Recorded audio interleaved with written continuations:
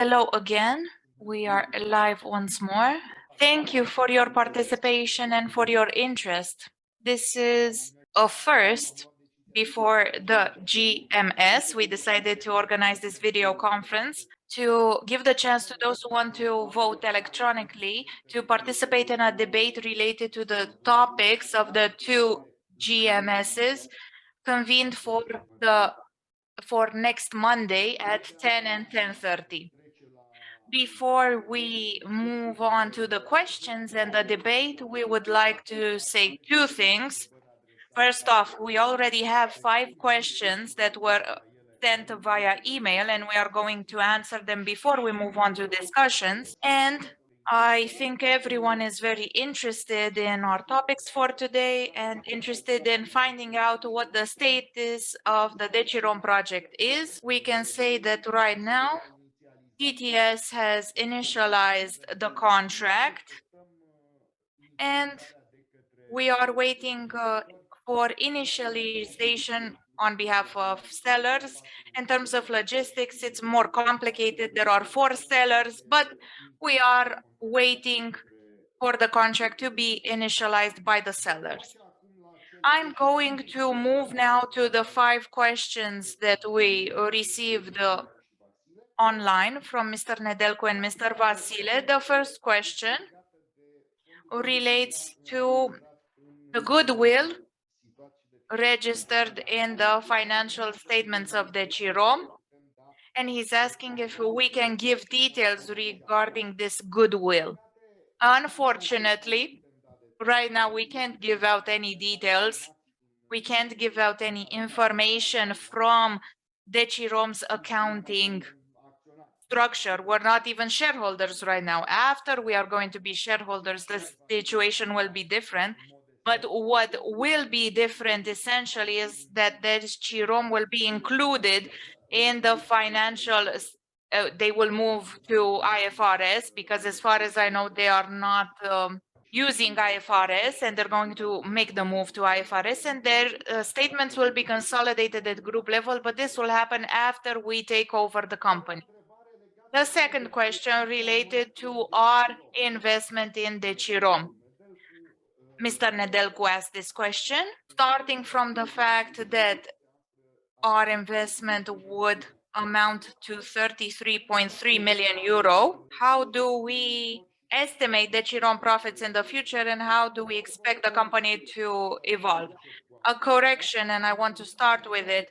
The investment that we estimate is not 33.3 million, it's 26.8 million euro, and relates to the transaction, so the value of the transaction, 21.8 million euro, plus 5 million euro direct investment of TTS in DECIROM.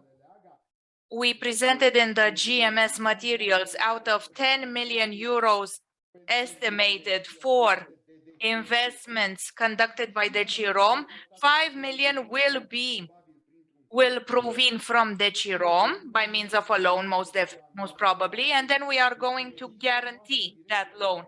So our direct investment is 5 million euro. And then what concerns the 5.5 million euros mentioned in the presentation, the 1.5 million euro amount represents an old debt of DECIROM in relation to its current shareholders, and by means of the sale purchase agreement, the current shareholders, namely the sellers, agreed for that 1.5 million euro debt be paid in a period of 5 years. So that's not money paid by TTS, it's simply the paying out of a debt in relation to current shareholders. Moving towards our estimates in terms of DECIROM profits and our expectations for the future, in what concerns the profit already registered for 2022, 1.7 million euros, and what is the development that we see. I would like to highlight this again, and we stated this beforehand. What is essential from our perspective, and from the perspective of any logistical operator on the market, is the complementary characteristic with our current business lines and with our current businesses. We are going to discuss next year about new good flows, optimized flows, and in what concerns the question, a good indicator regarding recovery is already included in the presentation material. Our transaction is done at a multiple of 1.4, of 9.4 interest per EBITDA.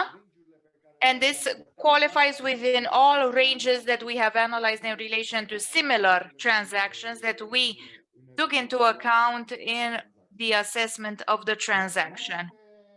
Moreover, the third question, Mr. Vasile asks us if it's feasible to expand on the container side once we take over Decirom. Unfortunately, no, it's not possible, not even from a technical perspective. The container business entails larger surfaces than those that Decirom has available. The second question of Mr. Vasile, if we have analyzed the possibility or the possibility of including personal people river transportation. Well, first off, Navrom no longer has, the group no longer has such operations, namely people river transport in the Danube Delta.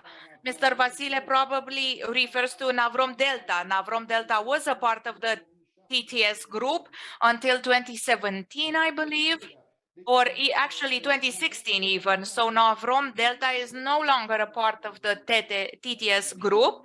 It exited the group. The only people transportation means that we have right now relates to the Navrom Bac activity, which operates two such operations in Isacea, for example, and in Galați. And another question, if we were to analyze other business lines in addition to the base activity, what would these be? Here, things are a bit, we're not excluding this. We never ignore the potential expansion to other business lines, but on the other hand, we are not such as General Electric, who expanded towards a lot of business areas that had no connection to the core business of General Electric in the beginning. So for the time being, as we see it, we don't envisage such business expansions. These are the short answers to the 5 questions that we received online. If you want to add something, let's move to other questions that you may have. We are waiting for questions on behalf of participants who keep joining the meeting. We do have a question from Mr. Severlupu, please.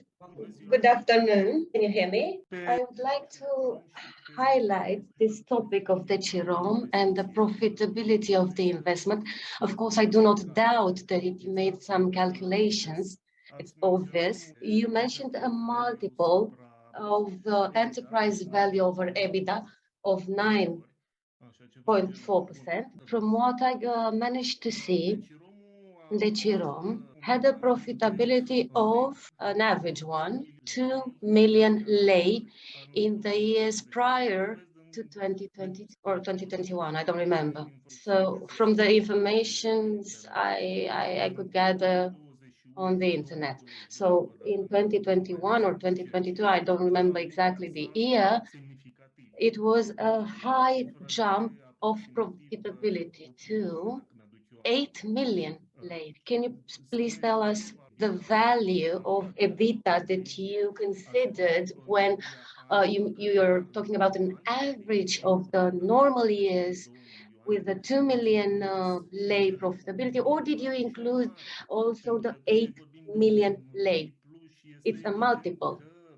And of course, that multiple considers a series of synergies that will appear.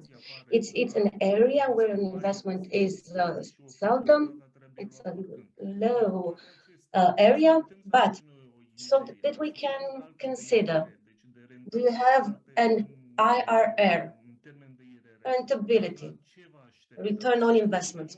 What do you expect? A percentage versus capital rentability that I would compute now for TTC. Can you please tell us a few more details? Yes, it's a 9.4. It's a very good multiple, but it's not telling everything. And we, as minority shareholders, will not be able to influence this decision. But please tell us, give us more details about the profitability indicators and what you considered in the business case.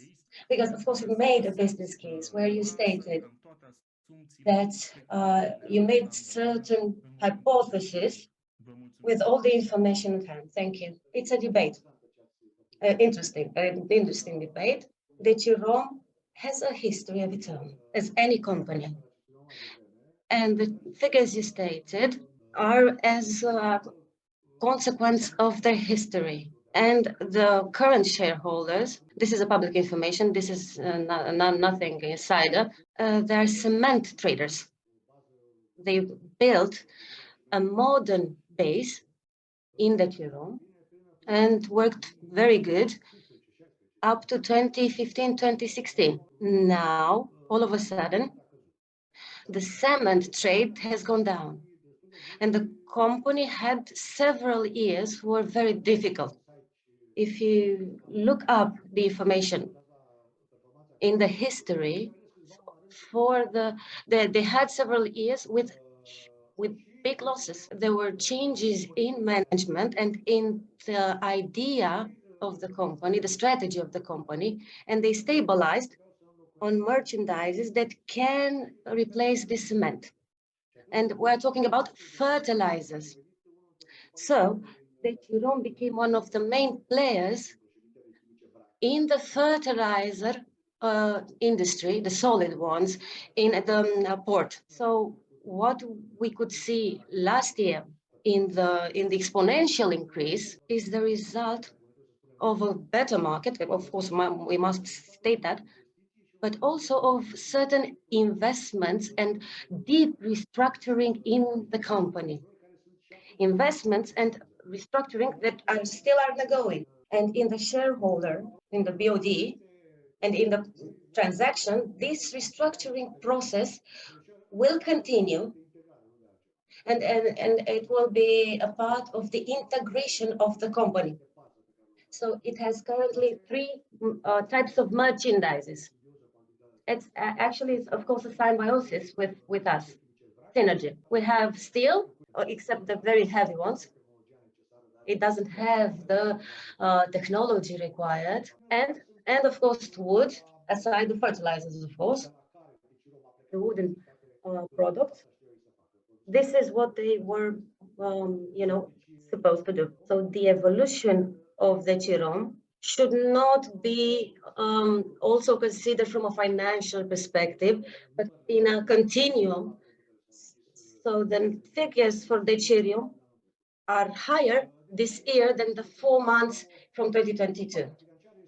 So the financial is a result of a collaborative effort and some deep processes that we want to amplify, if we can state that. If we are talking about this multiple of 9.4, we considered the EBITDA from 2022, and that multiple resulted from that EBITDA. For the IRR, return on investment, internal rate of return, it's a result of the operational side. We couldn't talk to you unless this part of financial performance wasn't one of the objectives that we considered, but it's not the only one. I don't know if we have an investment in a company in our portfolio. These are strategic ones. And in the listing documents, we are a group, an integrated logistic group. The office that you can see here in Bucharest is the part of, how to put it, of management of transport services. The activity is in the territory within companies that have their own assets. So we have this approach, a complex one of the operational side. And let's discuss this part further on, because any estimate we come up with right now, we will see in the future if it's correct or not. Further data, so that you can see, you can find in the materials for the GMS, and there's a comparison between the port operation services and what DECIRO means individually. So it's a comparison there. You can draw your own conclusions from those figures. No, that's everything I wanted to touch also. Do you have any further questions? For now, there are no further questions. For the moment, there are no further questions. If there are persons who would like to ask us any questions, please do. May I also detail something? As there are no further questions, we would like to, in the situation that the GMS approves this transaction and the contract is being signed, we have a plan, an operational one, that we will start beginning with July the 1st. If we become the shareholders, there are more action plans. One, we have to bring to the same, in the same area, the accounting procedures and reporting procedures with your auditors, and but it's better that you state that. We are going to allocate the price per asset, and then we are going to see how we can manage patrimony elements for the financial statements. And of course, we are going to conduct the alignment to the IFRS. Yes, so we are going to bring their financial statements as per the IFRS standards that we use. And we are also going to start off an operation, let's call it, with our colleagues from Constanța, by means of which we are going to identify at a detail level the complementary feature characteristics of what we have now versus what the DECIROM will bring, also in terms of organizational side, namely activity organization, methods to monitor asset efficiency, and so on. We talked with the colleagues from DECIROM Constanța. There is no intention on our side to let go of staff. We want to talk to the people and identify methods by means of which they are even more satisfied with their activity compared to how they are today. And then another action point related to entering the company or leveraging is identification of operations of DECIROM at a detail level and identification of the complementary aspects in relation to the activities of TTS for the purpose of developing a terminal operated passageway or BOC, which especially relates to access to clients and direct transshipment. And we also had recently a discussion with the executive management of the terminal in order to continue the investment program that they have started, because a port terminal lives based off speed. If everything is done at a higher speed, then we can operate more goods and everything is more effective. And we want to continue this program. And we are currently identifying the number of cranes that we can operate right there. And we want to inform you of the existence of the building permit for this program. And we want to start off the works in this project as soon as possible. We hope we are going to be able to use this for, not for grains, but for other bulk goods. Our intention is to maintain the three large goods groups that we operate today: fertilizers, steel, and wood. But we want to identify opportunities to increase efficiency. In addition to these goods-related aspects, there are other aspects that will be developed, but we want to focus on these three large significant goods groups. This is what I wanted to let you know, that we already have a program. We know what we want to do as of July 1st, and we know with whom to talk in order to carry out these activities. Mr. Mihai Nedelcu, so as a result of these investments, your expectation is that the Decirom profit will increase in the next years as compared to the level of 2022? The short, simple answer is yes. Of course, that's why we entered this transaction, but don't believe that this is a project that is a given profit. It's a lot of work that needs to be carried out. We have the necessary experience based on our activities from the past. We've never had such an acquisition before, but we know the terminal very well and we know the activity there. And here, no, it's the question from Mr. Nedelcu. So there's another thing that you have to take into account. It relates to our business model. If you analyze our group currently, we, TTS, basically are the biggest client of Navrom, of TTS Operator, of all our other entities. What I want to say is that all of a sudden, Decirom will have the biggest client that it has had up until now. This will draw in a natural way, as I stated, and we have stated in all of our public outings, if there is an autonomy level at the level of branches, this is valid for Navrom and for other clients, Decirom will have its own clients, but it will also gain a large client. So their business will align itself, willingly or not, they are obliged in a way to increase their operation speed on the market and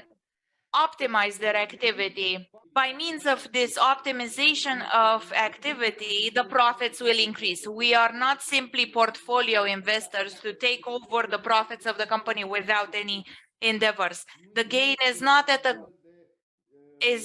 the level of dividends collected by TTS from Navrom or other affiliates. No written questions. If there are any other questions, please ask them. If not, we will get back and we will see each other on the 19th, and we will invite you to vote as of Wednesday.